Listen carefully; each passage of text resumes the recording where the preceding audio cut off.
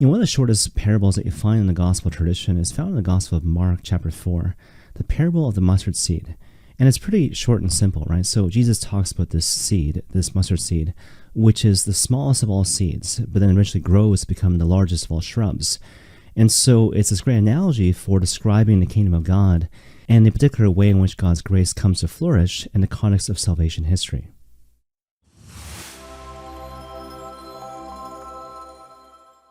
Now, obviously, there's a bunch of different ways you can interpret this particular parable. So one way to interpret this parable is that it emphasizes the mysterious nature of God's providential designs. And so the whole idea here is that even though we're called, obviously, to cooperate and collaborate with, again, God's providential designs, at the end of the day, the way in which God brings about salvation to the world is kind of strange, mysterious, beyond our comprehension. Now, that said, another way to interpret this parable is that it's meant to highlight the importance of patience, to show us that patience in the spiritual life is not simply a virtue, but it's actually necessary. So not unlike a farmer who plants a seed in the ground, sometimes the most prudent thing to do in the context of the spiritual life is to simply wait and be patient. Now, that said, for our purposes today, I want to focus on a third interpretation of this parable, which emphasizes the notion of God's sovereignty. And so the whole idea here is that God is Lord, God is sovereign, God is Father. And so therefore, the work of salvation is ultimately God's project. And so therefore, on our part, we're called to defer to trust in, and ultimately surrender to God's providential designs, to live comfortably in a space where God is the one who gives, and we are the ones who actually receive. And so given all that, in a certain sense, this parable is an invitation for us to reflect deeply on our essential sense of identity as beloved sons and daughters of Christ the King in relationship to our Father in heaven.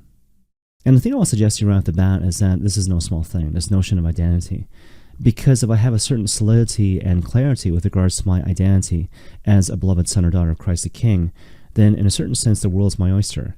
And so, for example, I can be free, I can be receptive, I can be playful, I can bring a certain playfulness to life, not to mention make a sincere gift to myself, to other people, which in turn is an important prerequisite to finding life through giving of myself to other people and to God, as opposed to clinging, possessing, controlling, or having.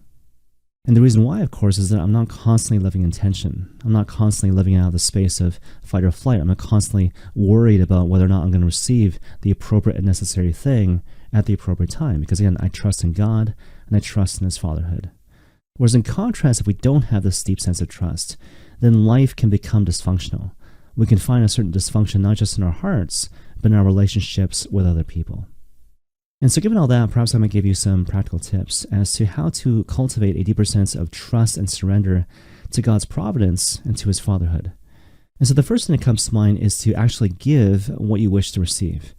Now that might sound kind of counterintuitive, but it kind of feeds into this really famous prayer by St. Francis of Assisi, where he basically talks about seeking, for example, not to be consoled, but to console. Seeking not to be loved, but to love. And so again, looking to give to other people that same freedom and love which you yourself wish to receive. And so to illustrate the point, think of it like this. A lot of times when we're living in the world, a recurring problem is that we tend to look at life as a problem to be solved as opposed to an adventure to be lived. And this particular dynamic tends to spill into our dealings and relationships with other people. And so, for example, let's say you're a parent with small kids. Sometimes if you have this unresolved tension in your heart, again, of looking at life as a problem to be solved as opposed to an adventure to be lived, you can kind of look at your kids as being problems, as being things to be fixed, as being nuisances, such that the invitation and the challenge is to do kind of the opposite in a certain sense, to learn to rejoice in your kids, to take delight in your kids, and to communicate this rejoicing and delight to your kids through words, through example, through any means necessary. And what you're doing here is that you're mediating the love of Christ to other people, specifically your children. Mindful of the fact that even though God can obviously mediate His love and His grace and His blessings to people in an unmediated fashion, the way He typically does this is through things, through the sacramental realities of not just the classical sacraments like baptism and the Holy Eucharist, but through visible things, beautiful things, goodness, truth, and beauty, especially as embodied through actual people. And so just to kind of bring it back to the parent-child dynamic, you got to recognize that a really powerful recurring way by which God in His providential designs wants to communicate the reality of His love to His kids is through parents, communicating again through their words and through their actions that they love me, but also by extension, God loves me. Now that said, when it comes to the subject of learning to trust more in God's fatherhood, you got to recognize that going back to the essential point of the parable, this is ultimately God's project. And so to kind of frame the issue using an important analogy, think about this really famous story from the Gospel of Mark chapter 2, the story of Jesus and the paralytic. And so as you might recall, the paralytic in the context of the story, he has some friends who hear about Jesus doing his thing in the context of some house. As a result of which they go to the roof of that house, they cut a hole in the roof, and they lower the paralytic in his midst. And the first thing Jesus says to the paralytic is, "Son, your sins are forgiven." Now you might imagine at this point the friends of the paralytic are thinking like, what the heck, right? Don't you realize his greatest problem is the fact that he can't walk? But of course, through Christ's words, basically what he's saying is that that's not the real problem. His real problem here is that he needs reconciliation with God the Father. But you see, here's the point when it comes to our purposes today, right? And so the whole idea is that Jesus Christ is not simply the great healer, he's also in a certain sense the ultimate MRI machine, right? And so necessarily we need to defer to him to not just heal us, to not just heal our wounded and aching hearts, but to reveal to us in retrospect what the problem actually was. Because sometimes our wounds run so deep, we don't even know what constitute the actual barriers in our hearts to receiving the fullness of God's fatherhood. Okay, one final example, and I'll kind of end with this.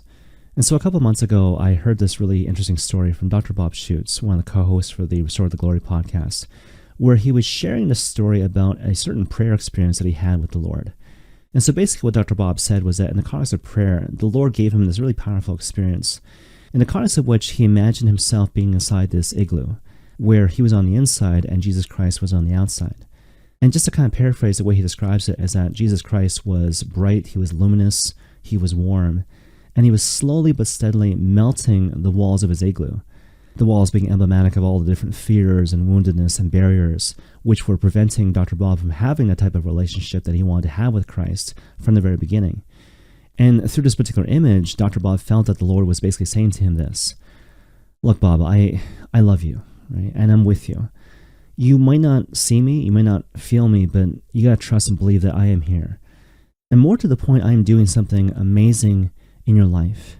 Even right now, I'm melting away these fears, the different remnants of your wounded heart, removing all these different barriers which prevent a certain intimacy that you want to have with me. And I have to do this because some of these things run so deep, they're so painful that you're not even aware that they exist. And so I invite you now to trust me. Again, trust that I'm here, trust that I love you, and trust that what I've begun in time, I will ultimately bring to completion." And may God bless you all.